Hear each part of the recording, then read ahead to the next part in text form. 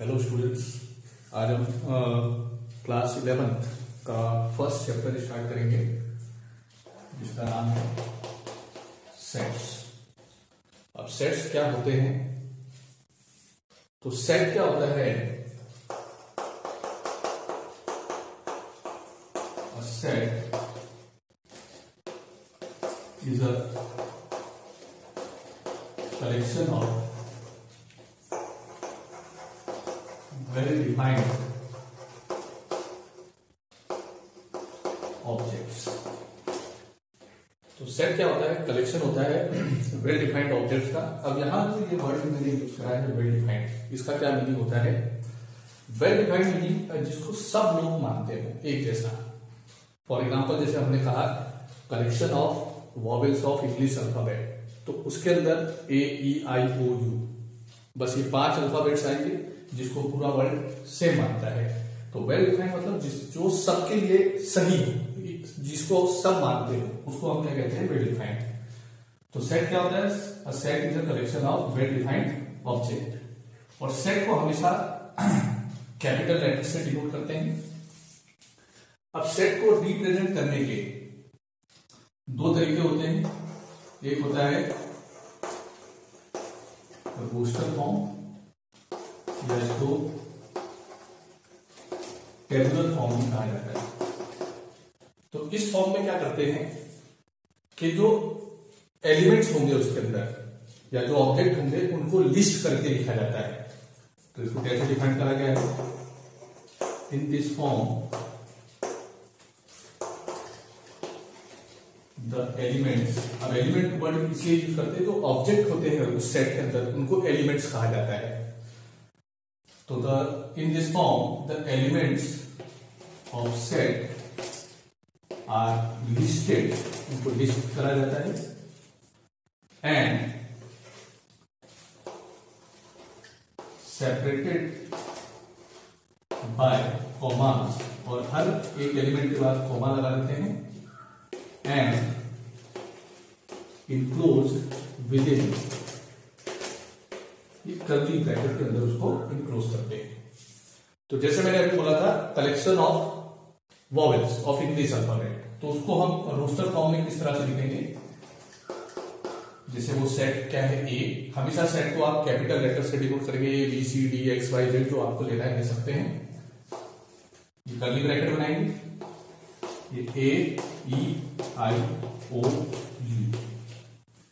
तो ये roster form हुआ जिसको हम क्या कहते हैं? टेबुलर फॉर्म भी कहते हैं। तो जो इंग्लिश वॉवेल्स होते हैं ए ई आई ओ यू, तो ये 5 एलिमेंट हुए, इनके बीच में कॉमा लगा दिया और इसको इंक्लूड कर दिया किसके अंदर? एक कर्ली ब्रैकेट में। तो ये बन गया आपका रोस्टर फॉर्म। अब जो दूसरा तरीका होता है इसका, उसको बोलते हैं सेट बिल्डर फॉर्म। सेट को रिप्रेजेंट करने का जो सेकेंड मेथड है वो होता है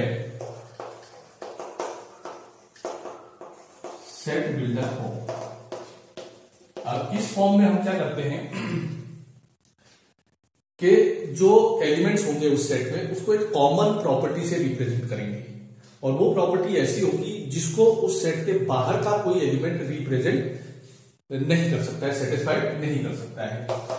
तो in this form elements of set has a single common property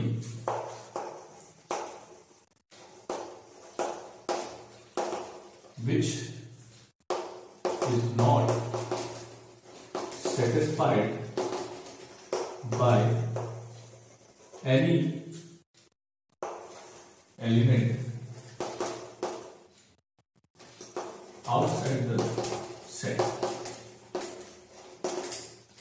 तो इसमें हम क्या करते हैं कि जो सेट के एलिमेंट्स है उनको एक सिंगल कॉमन प्रॉपर्टी से रिप्रेजेंट कर देंगे, और वो प्रॉपर्टी किसी दूसरे एलिमेंट के जो उस सेट में नहीं है उसके द्वारा सेटिस्फाइड नहीं होगी। फॉर एग्जांपल जो अभी मैंने दिया था कि वॉवेल्स ऑफ इंग्लिश अल्फाबेट, तो उसको हम सेट बिल्डर फॉर्म में कैसे लिखेंगे कि A is a set of X, X क्या है? एलिमेंट है, सच दैट और एक्स है क्या है, x is vowel of English alphabet. तो ये कौन सा फॉर्म हो गया आपका, सेट बिल्डर फॉर्म। जैसे मैंने कहा कलेक्शन ऑफ नेचुरल नंबर्स, तो उसको हम कैसे लिखेंगे, a equals to x such that x is an natural number. तो ये हो गया उसका सेट बिल्डर फॉर्म। तो सेट क्या होता है, सेट होता है एक collection of well defined objects को क्या कहा जाता है, एलिमेंट्स। सेट को रिप्रेजेंट करने के दो तरीके होते हैं, रोस्टर फॉर्म होता है, रोस्टर फॉर्म में सेट के एलिमेंट्स को लिस्ट करके लिखा जाता है कर्ली ब्रैकेट में, और हर एलिमेंट के बाद कॉमा लगाया जाता है। और दूसरा फॉर्म होता है set builder form. Set builder form में उन एलिमेंट्स को एक सिंगल कॉमन प्रॉपर्टी से रिप्रेजेंट करते हैं, और वो प्रॉपर्टी उस सेट के बाहर का कोई भी एलिमेंट उसको सेटिस्फाइड नहीं करेगा। अब यहां कुछ चीजें और बता रहा हूं, कुछ नोटेशंस होते हैं जिनको आप हमेशा याद रखेंगे। जैसे हमने कहा कलेक्शन ऑफ नेचुरल नंबर्स, तो वो हो गया, उसको डिनोट करते हैं एन से। एन मतलब होता है सेट ऑफ नेचुरल नंबर्स। फिर डब्ल्यू, डब्ल्यू मतलब होता है set of whole numbers. Whole numbers आपको मालूम ही है, 0 1 2 3 4। फिर जेड, जेड मतलब होता है सेट ऑफ इंटीजर्स। अब इंटीजर्स क्या होते हैं, 0 +-1 +-2 +-3। अब देखो चूंकि इंटीजर पॉजिटिव नेगेटिव दोनों होते हैं, तो अगर आपको पॉजिटिव इंटीजर को रिप्रेजेंट करना है तो ऐसे लिख लेते हैं जेड प्लस। तो जेड प्लस मतलब सेट ऑफ पॉजिटिव इंटीजर्स। अगर नेगेटिव इंटीजर्स का लेना है तो उसके आगे ऐसे जेड माइनस लिख देते हैं, ये होता है set of negative integers. Q, Q होता है सेट ऑफ रैशनल नंबर्स। फिर होता है टी, टी होता है सेट ऑफ इररेशनल नंबर्स। फिर आर, आर होता है सेट ऑफ रियल नंबर्स। तो ये कुछ नोटेशन है जो आपको ध्यान रखना है। एम का मीनिंग होगा set of natural number, W मतलब set of whole number, Z मतलब set of integers, Z plus मतलब सेट ऑफ पॉजिटिव इंटीजर। ऐसे क्यू है सेट ऑफ रैशनल नंबर। अगर पॉजिटिव रैशनल नंबर है तो क्यू प्लस लिख देंगे आप, नेगेटिव रैशनल नंबर लेना है तो क्यू माइनस। टी मतलब सेट ऑफ इररेशनल नंबर, और आर मतलब सेट ऑफ रियल नंबर्स।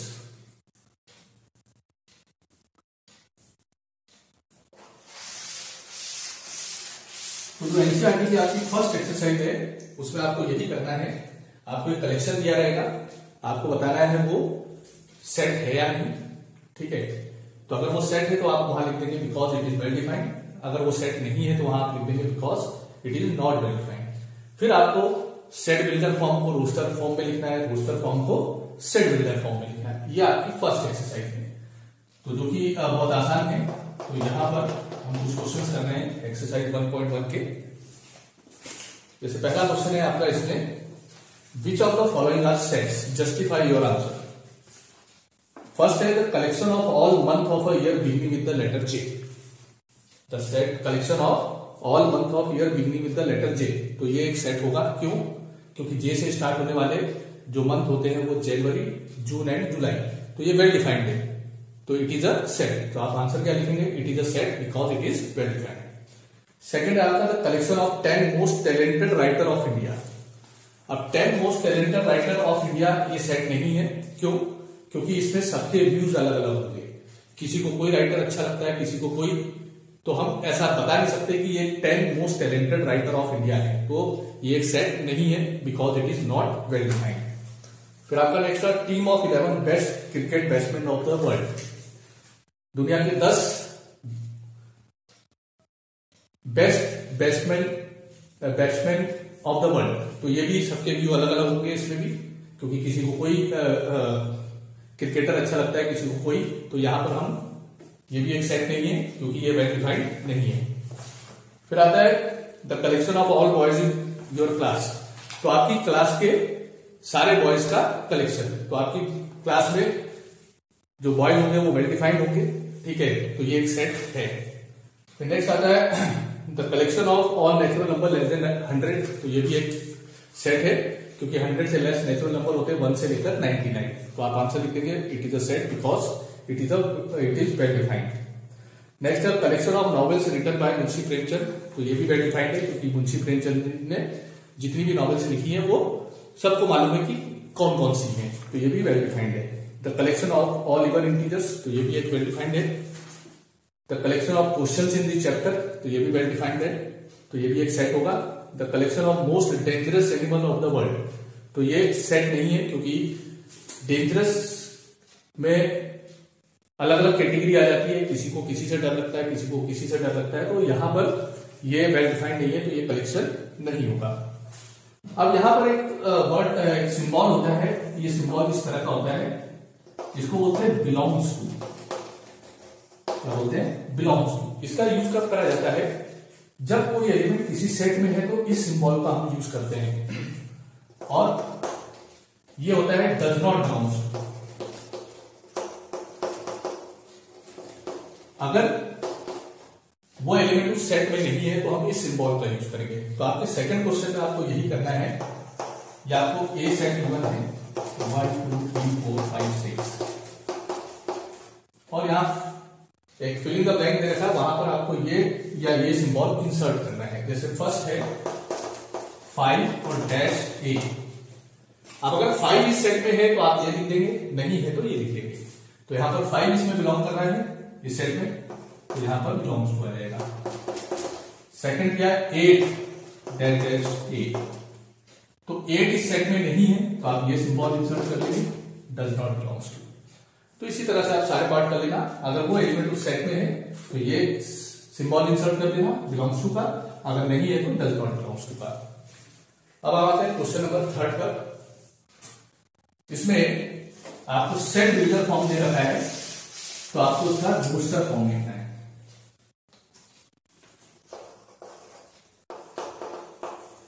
जैसे ए आपको दिया है x such that x is an integer and greater than -3 less than 7। तो यहां पर ये जो सेट है वो इंटीजर्स का सेट है, और कैसे इंटीजर है? जो -3 से बड़े हैं और 7 से लेस है। तो इसका जो बूस्टर फॉर्म होगा, तो -3 से बड़ा इंटीजर होता है -2, फिर -1 0 1, क्योंकि हमें कहां तक ले रहे हैं? Less than 7। लेस देन 7 होता है 6, तो 3 4 5 6। तो ये सेट बिल्डर फॉर्म था, ये उसका क्या हो गया? Roster form. इसी तरह सेकंड है, इसमें बी सेट गिवन है x such that x is a natural number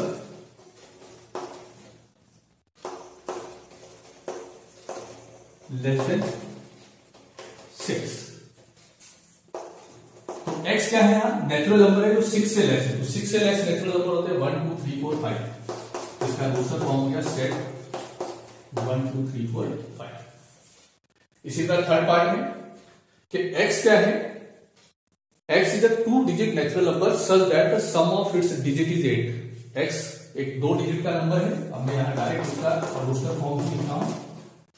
x 2 digit का नंबर है और उनकी डिजिट का सम 8 है। तो पहला नंबर हो गया 70। ये 2 डिजिट का नंबर है, इनकी डिजिट का सम कितना है? 8। फिर 26 35 44 53 62 71 एंड 80। नेक्स्ट दिया है x is a prime number which is divider of 60। तो 60 के डिवाइडर क्या क्या होते हैं?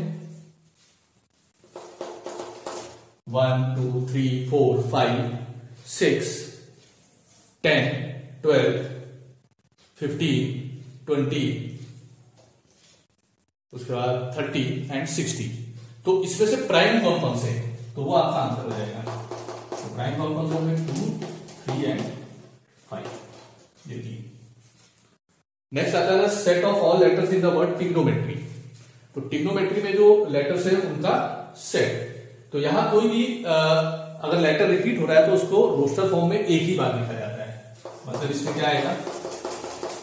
T R I G O N M E Y. अब इसमें आप देखेंगे तो ओ 2 बार आ रहा था, इसलिए हमने उसको एक ही बार लिखा है। आर 2 बार है तो उसको एक ही बार लिखा है, और टी 2 बार है तो उसको हमने एक ही बार लिखा है। अब next is the set of all letters in the word better.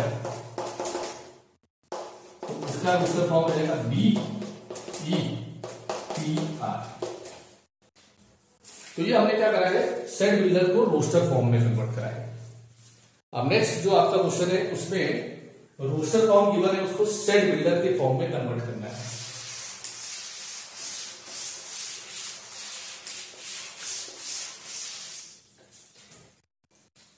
तो जैसे फोर्थ क्वेश्चन है, इसको हमने ए सेट मान लिया 3 6 9 12। ये रोस्टर फॉर्म है, इसका सेट बिल्डर फॉर्म क्या होगा आप देखो ये सारे हैं 3 के मल्टीपल 3 6 9 12। तो इसको ऐसे लिखेंगे x such that x equals to 3n। मतलब x क्या है, 3 का मल्टीपल है। और ये जो n की वैल्यू है, 1 रखेंगे तो 3 आएगा, 2 रखेंगे तो 6 आएगा, 3 रखेंगे तो 9 आएगा, और 4 रखेंगे तो 12। मतलब n की वैल्यू 1 से 4 तक होगी। तो यहां पर क्या लिखेंगे आप, n बिलोंग्स टू n, मतलब n एक नेचुरल नंबर है और n की value greater than equals to 1 and less than equals to 4 है। या आप इसको ऐसे लिख सकते हैं n इज लेस देन 5। अब नेक्स्ट है आपका, इसको भी मैंने ये नाम दिया 2 4 8 16 13। तो इसका सेट बिल्डर फॉर्म क्या होगा, देखिए ये 2 की पावर 1 है, ये 2 की पावर 2 है, ये 2 का क्यूब है, ये 2 की पावर 4 है, और ये 2 की पावर 5 है। तो x such that x equals to 2 की पावर n, और n की वैल्यू 1 से लेकर कहां तक है, 5 तक। तो आप कैसे लिखेंगे, n एक नेचुरल नंबर है और n is greater than equals to 1 and less than equals to 5। तो ये हो गया इसका सेट बिल्डर फॉर्म। थर्ड है आपका 5 25 125 एंड 625। तो यहां पर आप देखेंगे तो ये 5 की पावर 1 है, ये 5 की पावर 2 है, ये 5 की पावर 3 है, ये 5 की पावर 4 है। तो इसका सेट बिल्डर फॉर्म क्या होगा, x such that x equals to 5 की power n, where n is natural number, और n की value greater than equals to 1 है और लेस देन इक्वल्स टू क्या है, 4।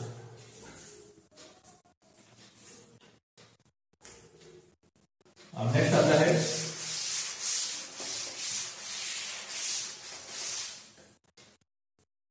इसका जो फोर्थ पार्ट है, उसमें ये सेट दिया है 2 4 6 8 डैश। तो ये हैं सारे इवन नेचुरल नंबर्स। तो आप इसका सेट बिल्डर फॉर्म कैसे लिखेंगे, x such that x is an even natural number. फिर लास्ट आता है आपका, ये दिया है 1 4 9 अप टू 100। तो यहां देखिए ये 1 का स्क्वायर है, ये 2 का स्क्वायर है, ये 3 का, ऐसी 4 का, और लास्ट है 10 का स्क्वायर। तो इसका जो सेट बिल्डर फॉर्म लिखेंगे वो ऐसे लिखेंगे x such that x equals to n square, और n क्या है, एक नेचुरल नंबर है, और n की वैल्यू क्या है, ग्रेटर देन इक्वल्स टू 1 है और लेस देन इक्वल्स टू 10 है। तो ये हमने क्या करा है, यहां पर रोस्टर को किसमें कन्वर्ट करा है, सेट बिल्डर में। अब क्वेश्चन नंबर 5 जो दे रखा है, इसमें list all the elements of the following set. मतलब इसमें भी आपको क्या करना है, इनका रोस्टर फॉर्म लिखना है। तो ये आप लोग कर लेंगे। और क्वेश्चन नंबर जो 6 है, उसमें मैच द कॉलम है, वो भी एक तरफ आपको रोस्टर फॉर्म दिया है, एक तरफ आपको सेट बिल्डर। तो आपको सही सही उसको मैच करना है। तो आप इन क्वेश्चन को करेंगे। तो अभी मैंने आपको क्या समझाया, सेट क्या होता है, रोस्टर फॉर्म क्या होता है, और सेट बिल्डर फॉर्म क्या आता है। अब आता है एक टाइप का सेट है जिसको कहते हैं एम्प्टी सेट। नेक्स्ट है आपका टॉपिक। अब जैसे नाम से क्लियर है, एम्प्टी मतलब होता है खाली। तो एक ऐसा सेट जिसमें कोई भी एलिमेंट नहीं होता है, उसको कैसे डिफाइन कर रहा है, a set which contains no element is called empty या इसके और भी नाम है, इसको नल सेट भी बोला जाता है, नल, या फिर नाम हो गया वाइड सेट। और इसको जो डिनोट करा जाता है इट इज डिनोटेड बाय, या तो आप ये खाली कर्ली ब्रैकेट छोड़ देंगे या फिर ये नोटेशन है फाई। तो ये सेट थ्योरी में ये जो फाई है ये हमेशा क्या रिप्रेजेंट करेगा, एम्प्टी सेट। तो एम्प्टी सेट क्या होता है, एक ऐसा सेट जो कि खाली हो, जिसमें एक भी एलिमेंट ना हो। कोई एग्जांपल लेते हैं हम, जैसे हमने कहा ऐसे ऑड नंबर्स का सेट जो 2 से डिविजिबल है, ऐसे ऑड नंबर्स का सेट जो 2 से डिविजिबल है। तो ऐसा पॉसिबल ही नहीं है, क्योंकि कोई भी ऑड नंबर 2 से डिविजिबल नहीं होता है। तो वो सेट क्या हो जाएगा आपका, एम्प्टी सेट। फिर इसी में आता है फाइनाइट एंड इनफाइनाइट सेट। तो फाइनाइट सेट क्या होते हैं, एक ऐसा सेट जो या तो एम्प्टी हो या फिर जिसमें नंबर ऑफ एलिमेंट्स क्या हो, फाइनाइट हो, उसको हम क्या कहते हैं, फाइनाइट सेट। अदरवाइज क्या कहेंगे, इनफाइनाइट। तो डेफिनेशन क्या हुई इसकी, a set which is empty or consist of finite number of elements is called finite set, otherwise it is called infinite set. Next आता है आपका इक्वल सेट्स।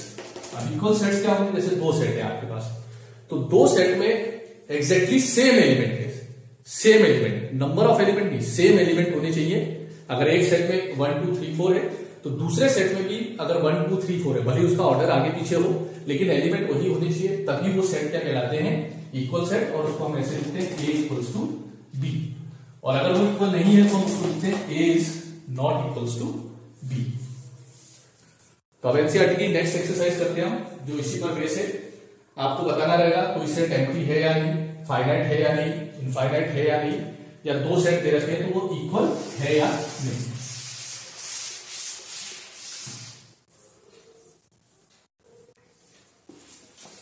तो ये एक्सरसाइज 1.2 है। पहला क्वेश्चन है, इसमें आपको बताना है कौन सा नल सेट है, नल मतलब एम्प्टी सेट। तो मैं आपको ओनली समझाते जा रहा हूं। जैसे फर्स्ट है set of odd natural number divisible by 2। ऐसे ऑड नंबर का सेट जो 2 से डिविजिबल होता है, ऐसा कोई भी ऑड नंबर नहीं होता है जो 2 से डिविजिबल है, तो इसको हम क्या लिखेंगे, it is an empty set. The set of even prime number, even prime number एक होता है, वो होता है 2, तो ये एम्प्टी सेट नहीं है। फिर लिखा है X such that x is a natural number,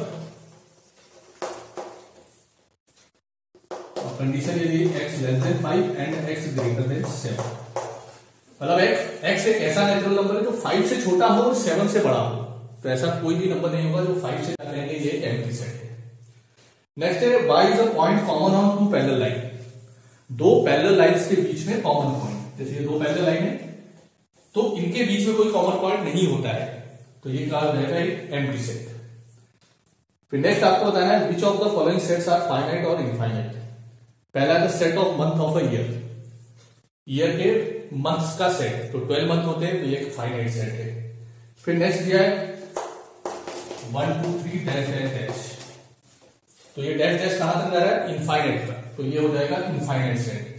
next दिया है आपको 1 2 3 अप टू 100, तो ये एक फाइनाइट सेट है। Next is the set of positive integers greater than 100, 100 से बड़े पॉजिटिव इंटीजर, तो 100 से बड़े positive integer 101 102 dash dash dash up to infinite, तो ये क्या हो जाएगा, एक infinite set. Next is the set of prime numbers less than 99, तो 99 से लेस प्राइम नंबर, ये आपके फाइनाइट सेट होगा। नेक्स्ट क्वेश्चन, थर्ड क्वेश्चन में भी आपको ये बताना है कि वो सेट फाइनाइट है या इनफाइनाइट। तो पहला दिया है the set of lines which are parallel to x axis, x axis के पैरेलल लाइंस का सेट। तो जैसे ये मेरा लाइन, ये एक्स एक्सिस में, तो आप इसके पैरेलल इनफाइनाइट लाइन ड्रॉ कर सकते हैं जो कभी भी खत्म नहीं होगा, तो ये क्या हो जाएगा, एक infinite set. The set of letters in the word in English alphabet, the set of letters in English alphabet, तो ये फाइनाइट सेट है क्योंकि 26 लेटर्स होते हैं। The set of numbers which are multiple of 5 के मल्टीपल, तो हो जाएगा infinite set. The set of animals living on the earth, तो ये फाइनाइट सेट होगा बिकॉज इनकी काउंटिंग होती है, फॉरेस्ट डिपार्टमेंट इनकी काउंटिंग करता है। एनिमल्स की, ठीक है। फिर the set of circles passing through origin, तो जैसे ये आपका ओरिजिन है तो यहां से पास होने वाले सर्कल, तो आप रेडियस को बढ़ाते जाएंगे तो आप बहुत सारे यहां पर सर्कल्स बना सकते हैं जो ओरिजिन से पास होंगे, तो ये क्या होगा, एक इनफाइनाइट सेट होगा। फिर नेक्स्ट है क्वेश्चन, इसमें दो सेट दे रखे हैं, आपको बताना है वो इक्वल है या नहीं। तो जैसे मैंने बताया इक्वल होने के लिए उसमें सेम एलिमेंट्स होने चाहिए। जैसे ये सेट दिया है आपको ए बी सी डी, और बी सेट आपको दिया है डी सी बी ए। तो आपको ये देखना है, जैसे इसमें एबीसीडी है तो इसमें भी एबीसीडी है या नहीं। तो देखो ये रहा ए, ये रहा बी, ये रहा सी, ये रहा डी, तो हम क्या लिखेंगे, ए इसके इक्वल है बी। नेक्स्ट जैसे दिया इसमें 4 8 12 16, और बी सेट आपको दिया है 8 4 16 18। अब देखिए 4 इसमें भी है, इसमें भी है, 8 इसमें है, इसमें है, 12 इसमें नहीं है, तो हम यहीं पर लिख देंगे A is not equal to B. आप कभी भी ये भी काउंट करेंगे कि इसमें 4 एलिमेंट है और इसमें भी 4 एलिमेंट है, तो ये इक्वल। आपको ये देखना है कि उनमें सेम एलिमेंट है या नहीं। इसी तरह आप बाकी दो भी कर लेंगे। तो ये पूरी एक्सरसाइज आप कंप्लीट कर सकते हैं। अगले दो क्वेश्चन में भी आपको ये बताना है कि वो सेट्स इक्वल है या नहीं। अब हम नेक्स्ट टॉपिक पर बढ़ते हैं, और ये इंपॉर्टेंट टॉपिक है यहां, जिसको बोलते हैं हम सबसेट।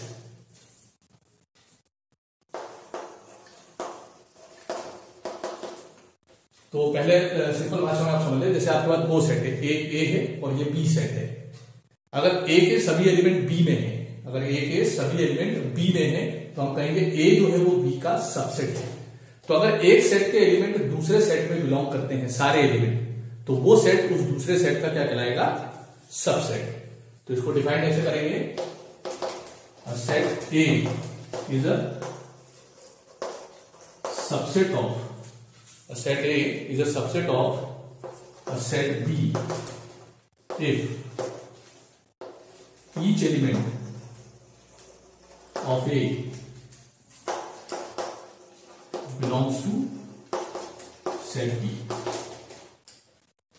सेट A को B का सबसेट कहेंगे यदि A का हर एलिमेंट सेट B में बिलोंग करता है, और इसको ऐसे डिनोट करते हैं कि A सबसेट है B का। ये जो सिंबल है C जैसा, ये है सिंबल किसका, सबसेट का।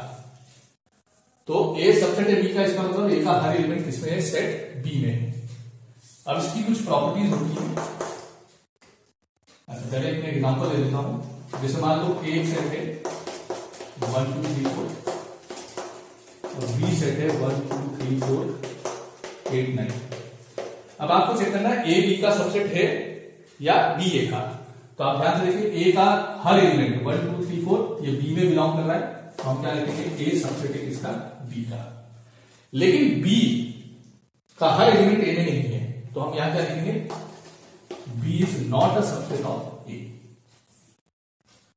तो सबसेट मतलब अगर एक ए सेट का एलिमेंट दूसरे सेट बी में बिलोंग करता है हर एलिमेंट, तो वो सेट उस दूसरे सेट का क्या कहलाएगा, सबसेट। अब इसकी कुछ प्रॉपर्टीज होती हैं, जिसमें पहली है every set is subset of itself. कोई भी सेट खुद का सबसेट होता है, दैट इज, इसको हम ऐसे लिखेंगे, ए इज सबसेट ऑफ ए। फिर एक प्रॉपर्टी होती है एम्प्टी सेट। एम्प्टी सेट जिसको मैंने बोला था 5 से यूज करते हैं, is subset of every set. जो एम्प्टी सेट होता है वो हर सेट का क्या होता है, सबसेट। जैसे कि ए कोई सेट है तो 5 होगा वो हमेशा सबसेट होगा किसका, ए का। तो ये दो इसकी मेन प्रॉपर्टीज हैं। तीसरी एक ये है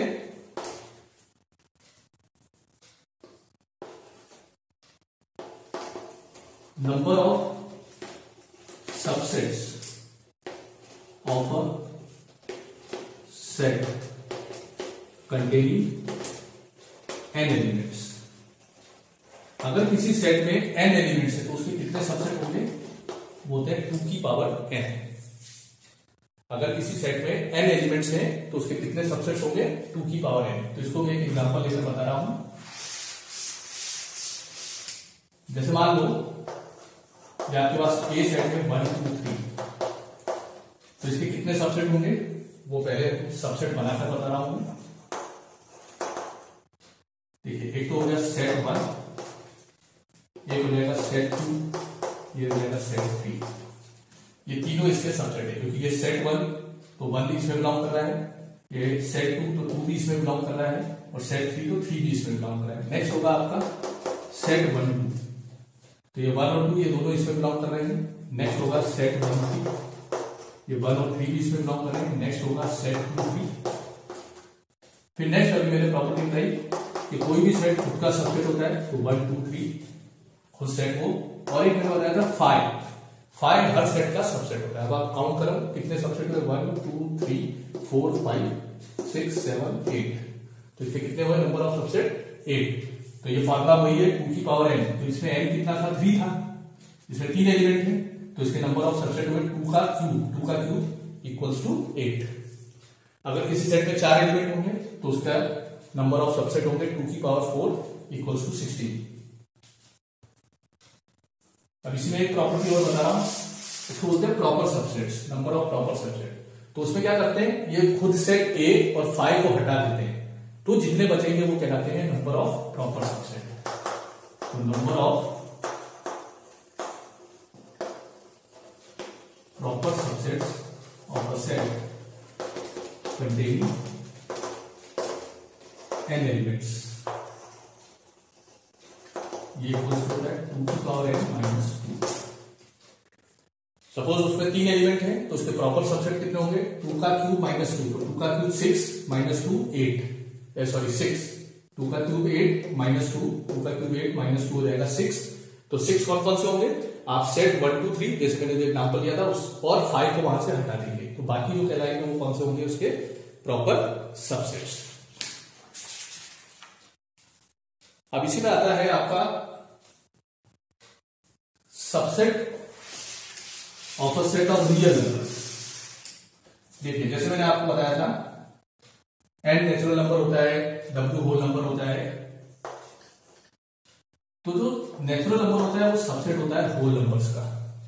सारे नेचुरल नंबर होल नंबर होते हैं और सारे होल नंबर इंटीजर होते हैं, तो होल नंबर सबसेट हुआ इंटीजर्स का। सारे इंटीजर रैशनल भी होते हैं, सारे इंटीजर्स रैशनल भी होते हैं, और सारे रैशनल नंबर क्या होते हैं, रियल नंबर।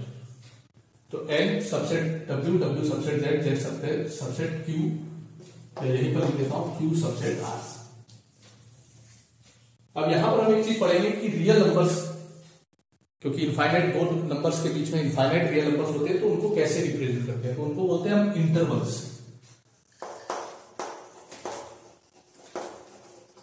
जो पहला आता है इसको कहते हैं ओपन इंटरवल।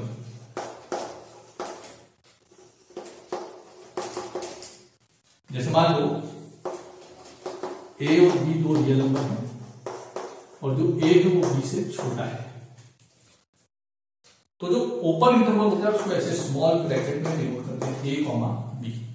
कैसे, स्मॉल ब्रैकेट में a कॉमा b, और उसको कैसे डिफाइन करते हैं, it is the set of x such that x belongs to r, मतलब x एक रियल नंबर है और x जो है वो ग्रेटर देन a है और लेस देन b है। मतलब इस ओपन इंटरवल में वो सारे रियल नंबर आएंगे जो a से बड़े हैं और b से छोटे, और दो रियल नंबर के बीच में इनफाइनाइट रियल नंबर होते हैं। तो जब इसको नंबर लाइन पर रिप्रेजेंट करते हैं, जैसे मान लो ये a हो गया और ये b, तो ये a और b पर सर्कल बना देते हैं।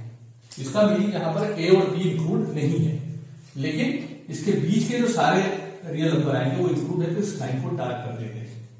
तो ओपन इंटरवल क्या होता है, उन रियल नंबर्स का सेट होता है जो a से बड़े होंगे और b से छोटे। फिर आता है इसमें closed interval.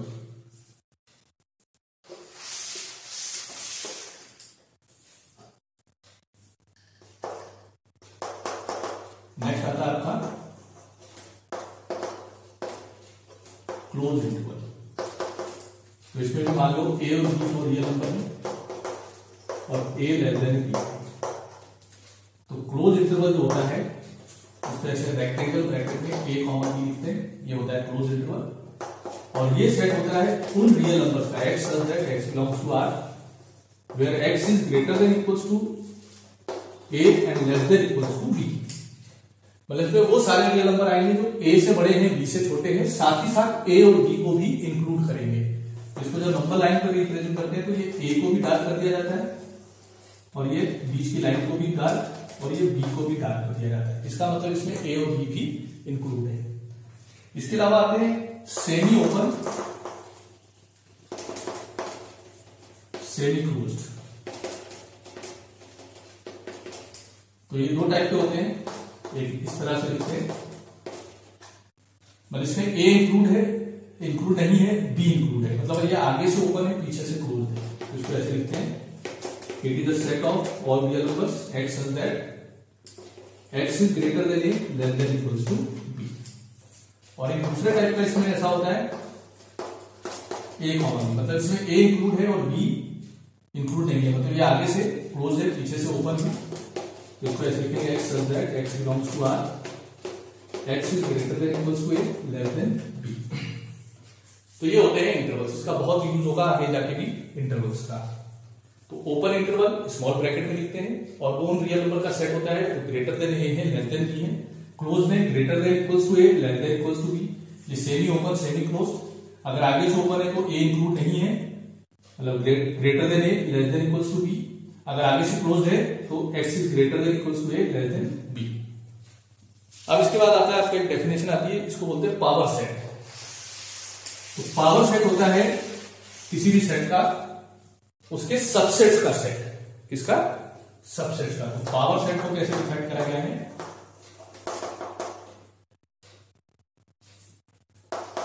The set of all subsets of a set A is called power set of A, and it is denoted by ऐसे P और ब्रैकेट में A। PA का मतलब पावर सेट ऑफ A। तो जैसे आप एक एग्जांपल ले लेते हैं, मान लो A सेट है A और B का, तो इसमें कितने एलिमेंट है? 2। तो इसके कितने सबसेट होंगे? 2 का स्क्वायर 4। और वो सबसेट कौन कौन से होंगे? Set a, set b, a b, तो ये सेट 5। तो ये होगा इसके सबसेट्स। तो इसी का आप एक सेट बनाते हैं इस तरह से, इनको भी एक सेट में लिखते हैं, तो ये बन जाएगा इसका पावर सेट।